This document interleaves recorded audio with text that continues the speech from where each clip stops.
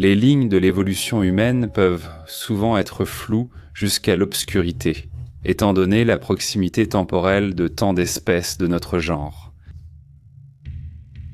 Les espèces ont été, par le passé, renommées, reclassifiées et combinées, et aujourd'hui nous allons examiner cela en action dans le cas d'une espèce humaine archaïque connue sous le nom d'Homo heidelbergensis, un possible ancêtre d'Homo sapiens et l'un de nos plus proches parents.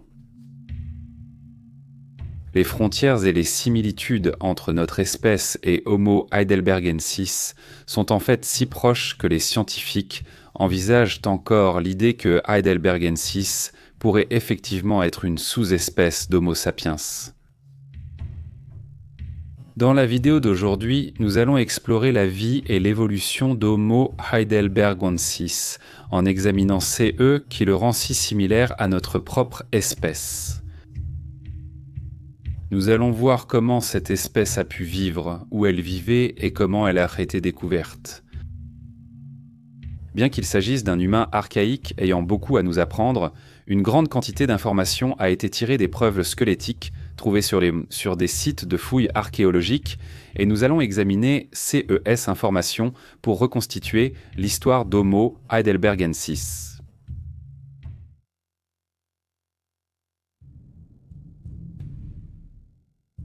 Le mystérieux et controversé Homo heidelbergensis est connu des humains modernes depuis 1907, lorsqu'un ouvrier industriel à Mauá, un village non loin de la grande ville de Heidelberg en Allemagne, a découvert une mâchoire fossile dépassant des roches sur lesquelles il travaillait.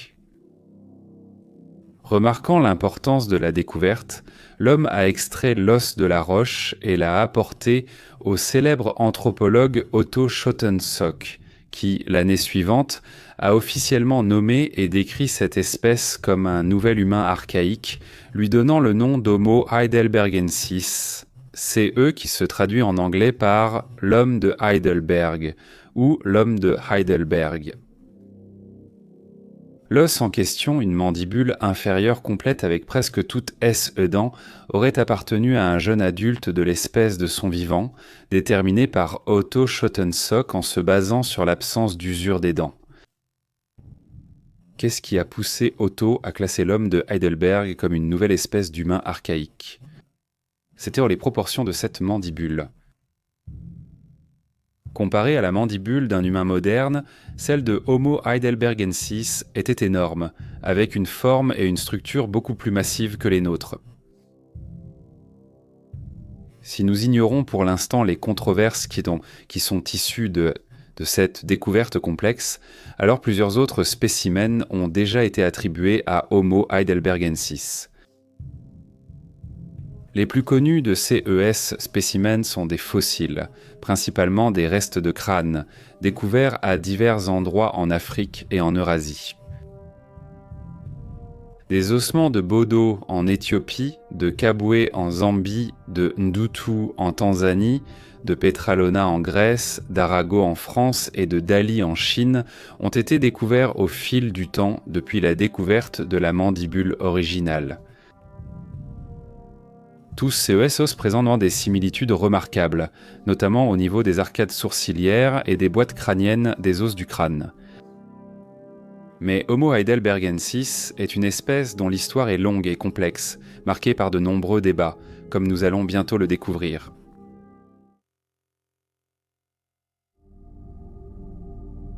Avant d'explorer les complications liées à cette espèce très controversée, voyons d'abord sur quoi travaille CES scientifique.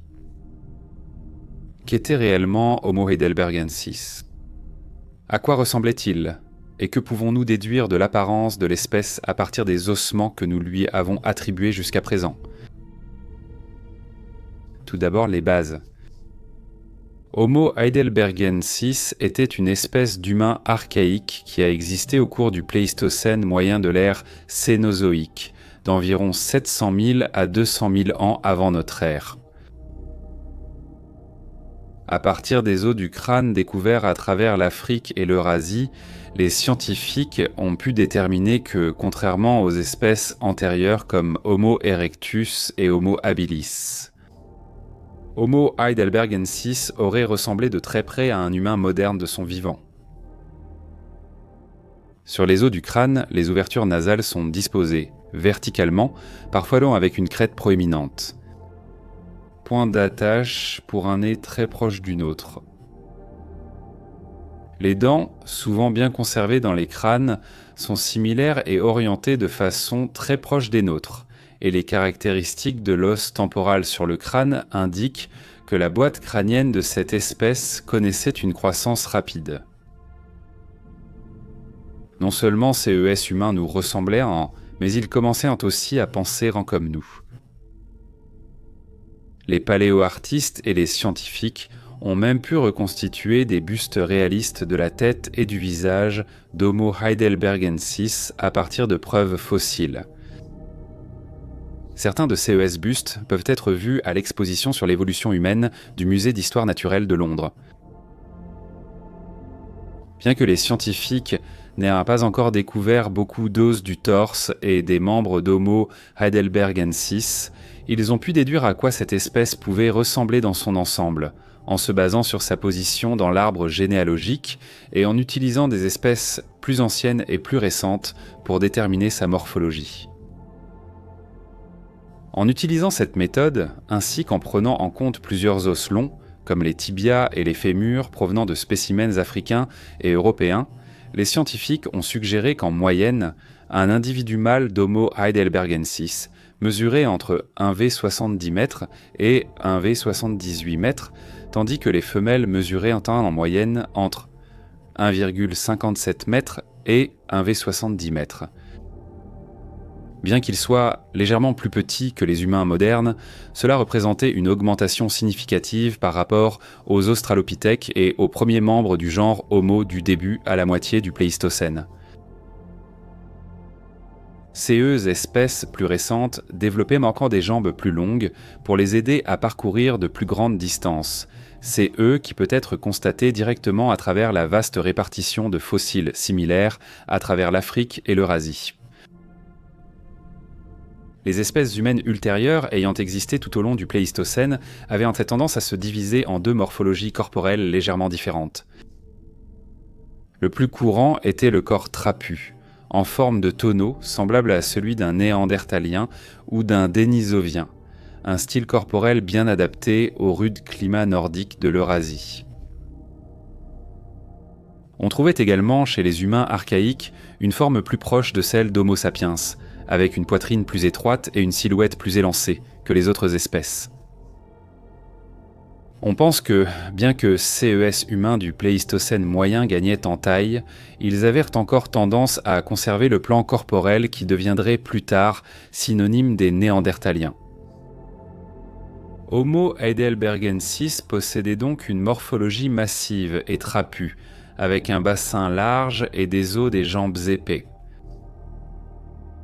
Il s'agissait probablement d'une adaptation permettant à cette espèce de s'adapter au climat plus froid du nord de l'Eurasie, c'est eux qui manquaient aux espèces plus anciennes comme Homo habilis et Homo erectus, connus pour leur affinité avec les climats plus chauds.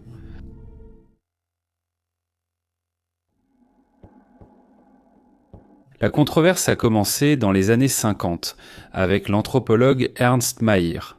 Constatant l'extrême diversité du nombre d'espèces d'humains archaïques apparaissant tout au long du Pléistocène moyen, il a décidé de n'en reconnaître que 3. Les australopithèques, définis par Homo transvalensis, les humains archaïques, définis par Homo erectus, et les humains modernes et les néandertaliens, définis par Homo sapiens. Chaque espèce humaine connue, depuis le dernier australopithèque jusqu'à l'évolution de notre propre espèce, serait regroupée sous la catégorie Homo erectus, dans le but de les rendre toutes obsolètes. Cela incluait Homo heidelbergensis, dont le nom allait presque sombrer dans l'oubli au cours des décennies suivantes, alors que l'interprétation de Mayr sur les humains anciens influençait notre façon de les percevoir. Aujourd'hui, les affirmations de Mayr sont contestées.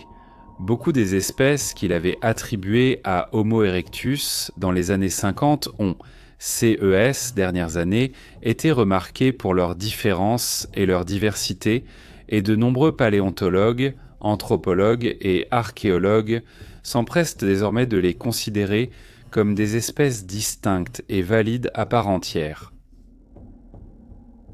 Francis Clark Howell, un anthropologue américain, a été le premier à mener la charge contre les opinions de Meyer, aux côtés du Britannique Chris Stringer.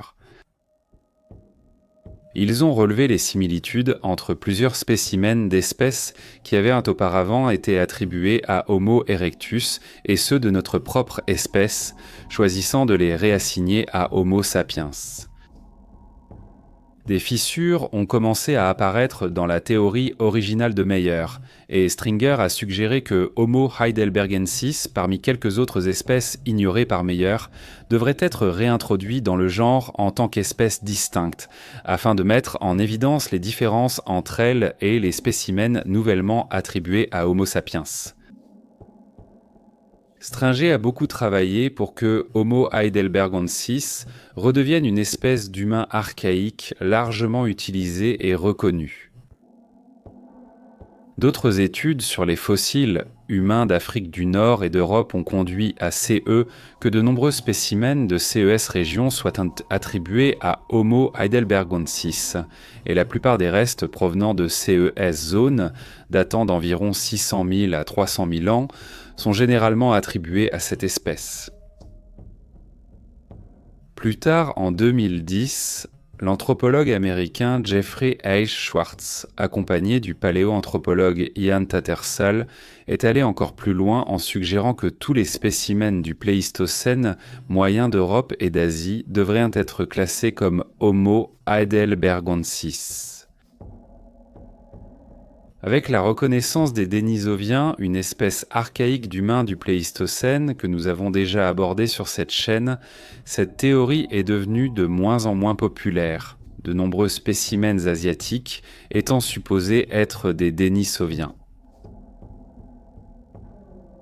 Tous CES facteurs, et bien d'autres encore, lorsque d'autres espèces sont prises en compte, contribuent au surnom tristement célèbre de l'époque du Pléistocène moyen parmi les anthropologues et les archéologues, le chaos du milieu. Il est très difficile à ces stades de déterminer quelles espèces sont distinctes et lesquelles sont des sous-espèces ou des spécimens d'espèces connues, tout en essayant de comprendre de quelles espèces elles ont évolué et en quelles espèces elles ont éventuellement évolué.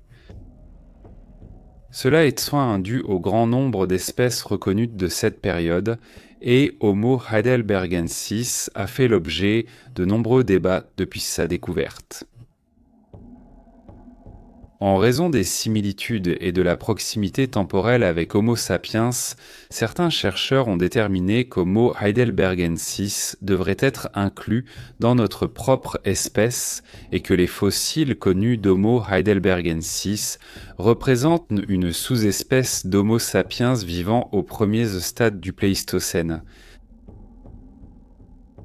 William Strauss, un anthropologue qui a étudié la mandibule originale, découverte en 1907 à Mahwah, Allemagne, a déjà mentionné cette découverte. Alors que le crâne c'est la création de Dieu, la mâchoire est l'œuvre du diable, en référence à la confusion qu'elle a causée. Mariana Roxanich, une anthropologue canadienne, est la chercheuse la plus récente à s'exprimer sur Homo heidelbergensis. Mariana et SES collègues ont proposé que le nom Homo heidelbergensis, ainsi que celui de l'humain fossile contemporain Homo rhodesiensis, soient complètement effacés des archives. L'équipe a suggéré que tous les spécimens d'Homo heidelbergensis d'Europe devraient être classés comme néandertaliens dans l'espèce Homo neanderthalensis, tandis que les spécimens d'Homo rhodesiensis devraient être regroupés sous un nouveau terme générique pour les spécimens africains, Homo bodoensis. L'équipe a également proposé une explication à toute cette confusion. Il est assez possible qu'Homo bodoensis, ainsi que CE, qui étaient autrefois considérés comme Homo heidelbergensis, aient périodiquement migré à travers l'Afrique et l'Eurasie entre les cycles glaciaires. En chemin, ils auraient rencontré des populations indigènes d'humains archaïques avec lesquels ils se seraient probablement métissés. Alors, quelle est la place de Homo heidelbergensis aujourd'hui ? Chris Stringer, qui a beaucoup travaillé sur Homo heidelbergensis, ainsi que d'autres chercheurs, rejette sans surprise les affirmations de Roxanich et de son équipe, estimant que leurs recherches n'ont guère contribué à résoudre l'histoire d'Homo heidelbergensis. En changeant les noms des espèces à leur guise, ils ont également enfreint les règles de la nomenclature binomiale scientifique. À l'heure actuelle, Homo heidelbergensis est valide, mais pour combien de temps ?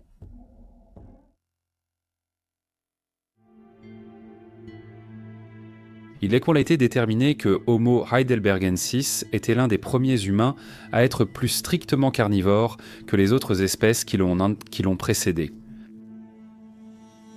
Il s'agissait d'humains omnivores, mais qui étaient devenus extrêmement habiles à occuper la place de prédateurs suprêmes dans la chaîne alimentaire.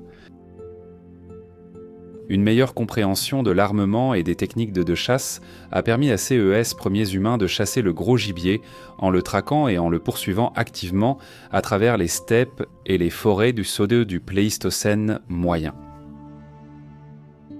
On sait que des communautés humaines, supposées appartenir à Homo heidelbergensis et vivant sur le site de Terra Amata, sur les pentes du mont Bajon près de Nice, en France, chassaient une grande variété d'animaux grands et dangereux. Les cerfs constituaient une grande partie de leur alimentation, tout comme les bouquetins, les bovins, les chevaux et les sangliers. Mais parfois, peut-être lorsque la nourriture se faisait plus rare ou lorsque l'occasion se présentait, CES personnes chassant des proies aussi grandes que les éléphants. Des espèces archaïques d'éléphants, ainsi que des rhinocéros, auraient en constitué des proies difficiles mais possibles pour Homo heidelbergensis, dont les communautés collaboraient efficacement en élaborant des plans sophistiqués pour abattre CES animaux. Comme les humains archaïques chassèrent la viande, la sélection naturelle s'est mise à l'œuvre pour améliorer les capacités de chasse de CES personnes. Des cerveaux plus grands ont permis de développer de meilleures stratégies de chasse, CE qui a conduit à la capacité de chasser des proies plus grandes et plus complexes. On pense que lors de la chasse, les équipes de Homo heidelbergensis coopéraient pour diriger les proies vers des éléments de l'environnement difficiles à fuir. Des animaux plus grands, comme les éléphants, pouvaient en être poursuivis jusque dans des marécages ou des marais avant d'être encerclés et tués avec des lances et des pointes acérées. La viande n'était cependant pas la seule source de nourriture au menu pour Homo heidelbergensis. Et l'on sait que les communautés de CES humains consommaient une grande variété de baies et de noix, et peut-être même de l'écorce d'arbres. Pour contrer les risques d'intoxication aux protéines causées par une alimentation très riche en viande, il faudrait consommer une grande quantité de glucides. La matière végétale ne se fossilise pas aussi bien que les os d'animaux, et pour l'instant, nous ne pouvons pas déterminer grand-chose sur la consommation d'aliments d'origine végétale par Homo heidelbergensis. Mais il est connu que le site de Schöningen en Allemagne, associé à des vestiges hominidés de grande qualité, abrite plus de 200 plantes qui peuvent être consommées sans danger, crues ou autrement. Étant donné que CES plantes étaient probablement présentes au même moment qu'Homo heidelbergensis sur le site, il est raisonnable de supposer que beaucoup d'entre elles faisaient partie de l'alimentation de cette espèce. C'est chez Homo heidelbergensis que l'on trouve certaines des premières preuves de CE qui pourraient être considérées comme de l'art. Des gravures et des sculptures ont été découvertes dans les régions où Homo heidelbergensis aurait vécu, qui n'ont pas d'explication logique autre que symbolique. CE qui indique que CES personne gravène peut-être des motifs ou des lignes simples dans la roche pour le plaisir. Ou pour noter quelque chose. De telles structures ont été retrouvées en France et en Allemagne. Des bijoux potentiels ont même été découverts en Europe sous la forme de fossiles d'éponges perforées qui auraient pu être enfilés ensemble pour former des breloques ou des perles sur un collier ou un bracelet. Ces structures semblent avoir été délibérément choisies en raison de leur forme ronde et de la présence de trous, qui ont été percés pour créer une structure ressemblant à une perle. Nous savons également que de nombreux humains de cette époque utilisaient prendre de l'ocre pour créer une substance ressemblant à de la peinture. L'ocre rouge est très courant. Les scientifiques ont suggéré que cela pourrait être dû au fait que sa couleur ressemble à celle du sang.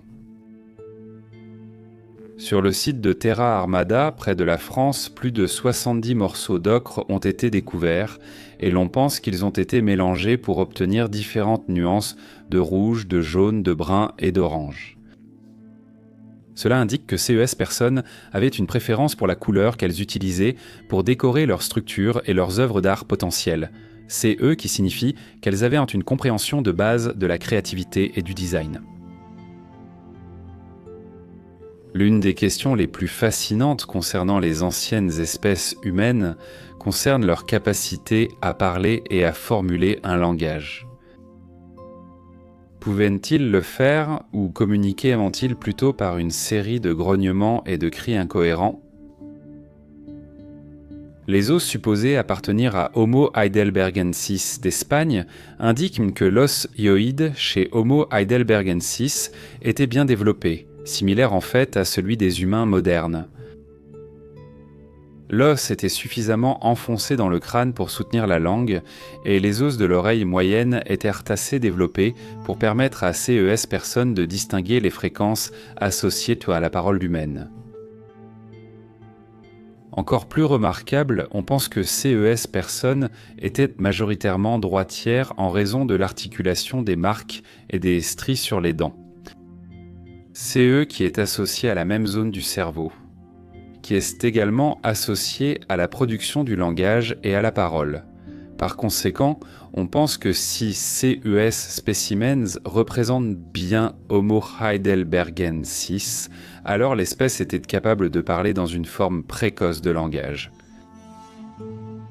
Cependant, étant donné que CES personnes étaient encore loin de développer une quelconque forme d'écriture, nous n'avons aucun moyen de déterminer à quoi cela ressemblait exactement. Homo heidelbergensis était donc une espèce hautement sociale, qui vivait et chassait en groupes composés de familles et d'amis, communiquant et apprenant les uns des autres, alors qu'ils survivaient dans la nature sauvage eurasienne du Pléistocène. On sait peu de choses sur la structure sociale spécifique de CES humains, mais on pense qu'ils enterreront à leur mort d'après les restes de 28 individus retrouvés en Espagne. Cela indique l'une de CES deux choses, une large conscience du risque que représentent les corps en décomposition près d'une communauté ou un système de croyances précoce associé à la mort, à une possible vie après la mort et à la sentimentalité.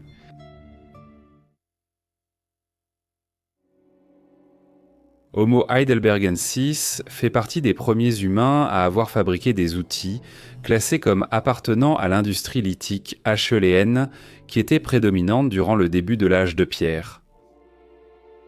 Cette industrie a remplacé l'industrie lithique oldowayenne, utilisée par des espèces connant comme Homo erectus. Parmi les outils en pierre acheuléens produits par Homo heidelbergensis, on trouve des haches à main simples mais symétriques qui étaient spécialement conçues pour être plus légères que celles de leurs prédécesseurs.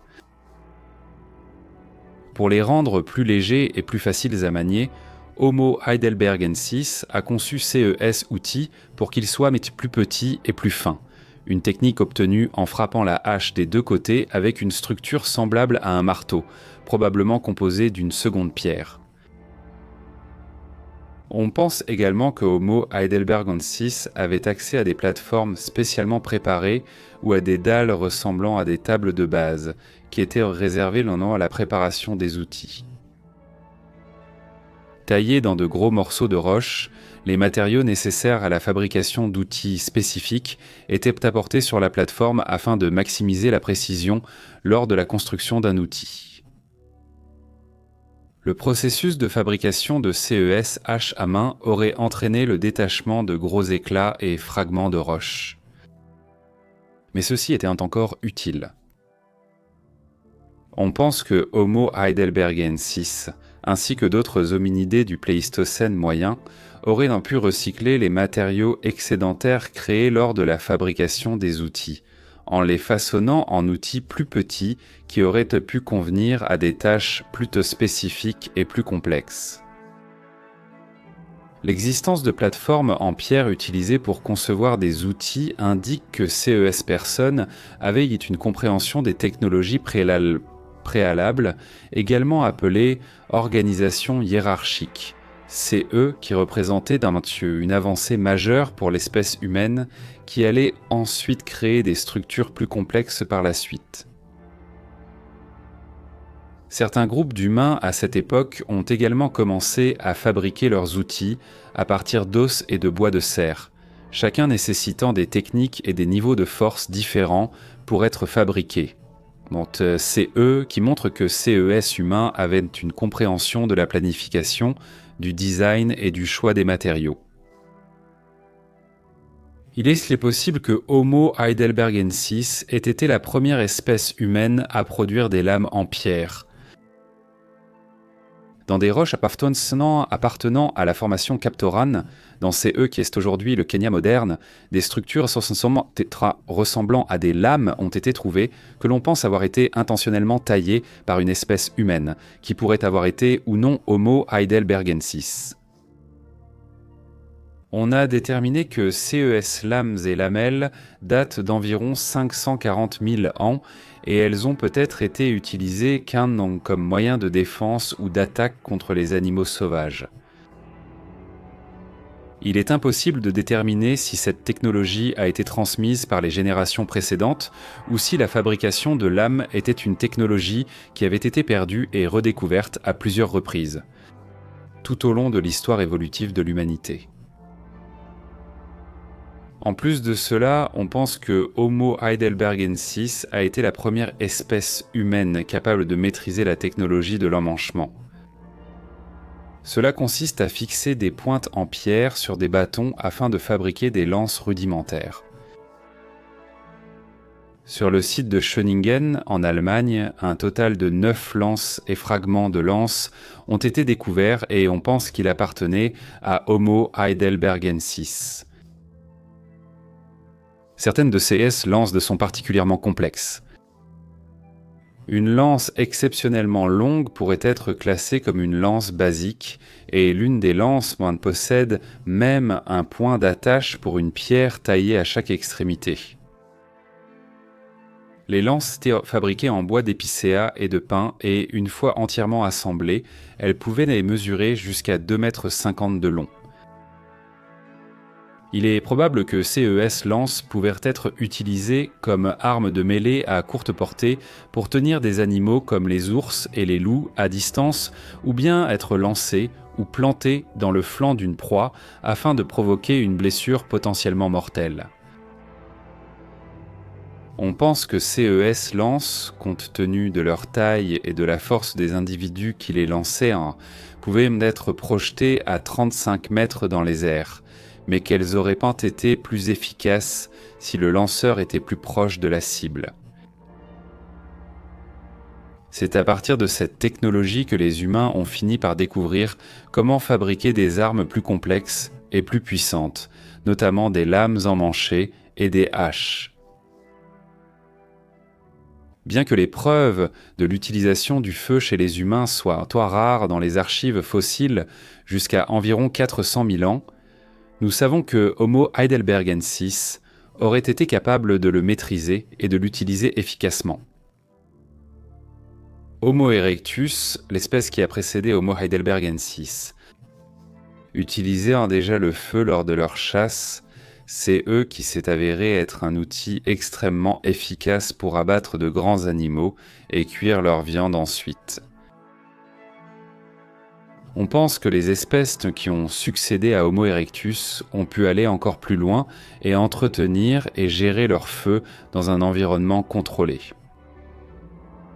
Les groupes de chasseurs d'Homo heidelbergensis emportaient probablement le feu avec eux pour attaquer de grands animaux comme les éléphants et les rhinocéros. C'est eux qui auraient été extrêmement efficaces contre la peau défensive épaisse de ces animaux. Enfin, on pense que Homo heidelbergensis construisait des abris rudimentaires pour se protéger des éléments lorsque l'espace dans les grottes était rare ou occupé par d'autres espèces. Ces structures étaient simples et ont été retrouvées à travers l'Europe dans des zones abritées des intempéries, comme contre des parois rocheuses ou des falaises. Des fondations rudimentaires de pierre et de terre maintiennent en place de grosses branches semblables à des poteaux pour soutenir un toit basique fait de branches plus fines. Ces structures mesurant généralement 3 mètres sur 3,5 mètres, et l'on pense qu'elles étaient construites au début de l'hiver, occupées pendant la saison la plus rude, et n'étaient utilisées à l'époque que pour dormir. Toutes les preuves d'utilisation du feu chez les premiers hominidés semblent avoir eu lieu à l'entrée des grottes ou complètement à l'extérieur. Probablement pour éviter que les dangers de la fumée ou la propagation d'un feu dangereux n'affectent le groupe.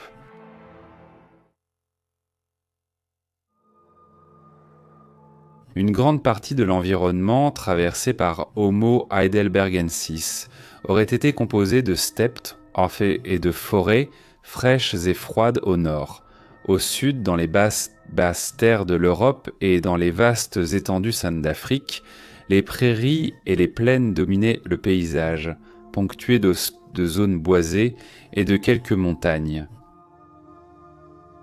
Homo heidelbergensis était une espèce adaptable et robuste, capable d'habiter une grande variété de régions et d'environnements, et aurait pu utiliser de nombreuses sources de nourriture dans ces milieux. En plus des sources de nourriture associées à l'espèce, de nombreux dangers auraient été présents dans les régions qu'ils habitaient.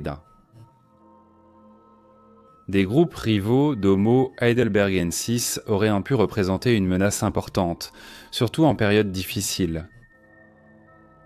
Des mammifères dangereux, comme les ours et les loups, sont connus dans les régions eurasiennes, et de grandes espèces de félins puissants pouvaient être trouvées partout en Afrique à l'époque où Homo heidelbergensis était présent sur la scène. Ajoutez à cela la présence d'herbivores dangereux, comme les hippopotames et les rhinocéros, ainsi que de reptiles carnivores tels que les serpents et les crocodiliens, et vous obtenez une gamme d'environnements dangereux, qui aurait pu rapidement s'avérer mortel pour un individu Homo heidelbergensis jeune, malade, inexpérimenté ou âgé. Ces premiers humains devaient être robustes et défensifs s'ils voulaient survivre dans ces paysages hostiles.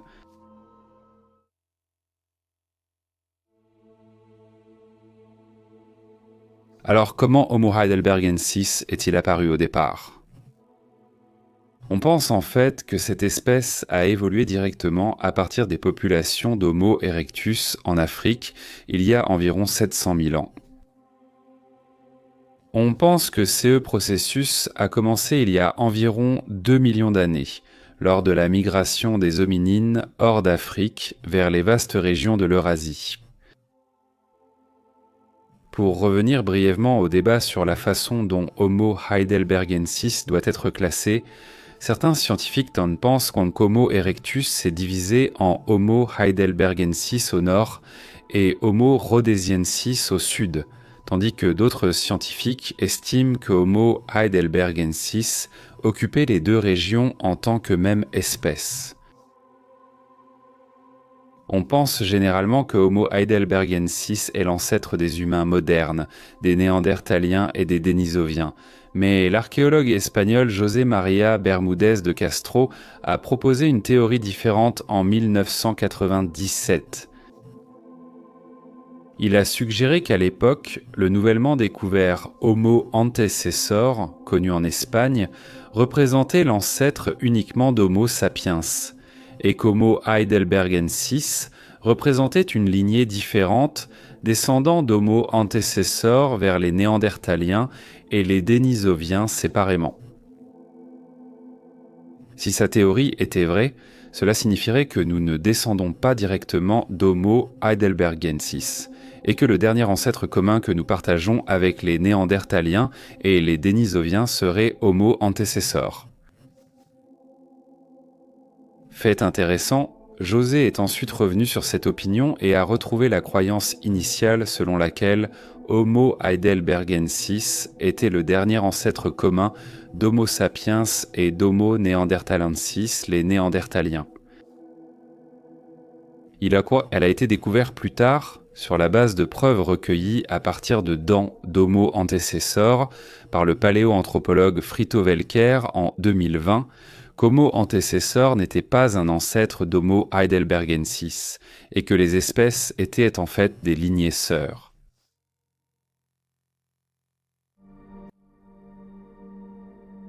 Ce segment pourrait en fait avoir un titre trompeur, car on pense que Homo heidelbergensis a évolué pour donner notre espèce, plutôt que d'avoir disparu. Cela étant dit, seules certaines populations d'Homo heidelbergensis auraient évolué vers notre propre espèce. Ceux qui se sont adaptés au monde en mutation. Le changement climatique et un manque potentiel de sources de nourriture dans certaines régions ont peut-être conduit les individus d'Homo heidelbergensis qui n'ont pas su s'adapter à leur disparition, seuls les gènes ayant réussi étant transmis aux espèces descendantes. À mesure que le climat changeait, vers la fin de l'apparition d'Homo heidelbergensis dans les archives fossiles, l'environnement et la nourriture qu'il contenait auraient également commencé à se modifier. La disparition des sources de nourriture dont l'espèce dépendait dans certaines régions, comme les mammifères mégaphoniques tels que les éléphants et les rhinocéros, aurait provoqué une lutte massive parmi les communautés existantes. Et un à un, les groupes qui ne pouvaient pas s'adapter ont disparu dans les profondeurs de la préhistoire. La même chose arriverait plus tard à leurs descendants éventuels, les Néandertaliens, au cours du Pléistocène. Évidemment, aujourd'hui, il n'y a plus que Homo sapiens qui subsiste, et il ne nous reste que d'importantes découvertes archéologiques, comme celles mises au jour en Allemagne et en Espagne, pour nous rappeler notre lignée.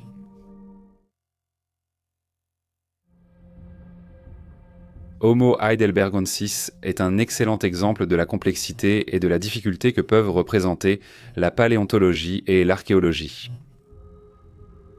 Lorsque tant de spécimens similaires sont découverts à travers le monde en si peu de temps sur le plan géologique, il peut être extrêmement difficile pour les scientifiques de déterminer exactement qu'ils étaient et à quelle espèce ils appartenaient. À l'heure actuelle, Homo heidelbergensis, en tant que taxon valide, repose sur des bases fragiles. Il y a eu tant de débats autour de cette espèce au cours du siècle dernier qu'il ne serait pas surprenant que de nouvelles informations à son sujet la replongent dans l'obscurité une fois de plus. Mais qui sait, peut-être refera-t-elle surface peu de temps après. Peu importe qu'on leur donne ou non le nom d'Homo heidelbergensis, CES personnes représentent une part de vous et de moi, nos ancêtres. Remontez plusieurs milliers de générations et vos ancêtres auraient pu se trouver parmi CES, communautés de premiers humains, en Espagne ou en Allemagne, chassant aux côtés de vos groupes familiaux des éléphants et des rhinocéros aujourd'hui disparus.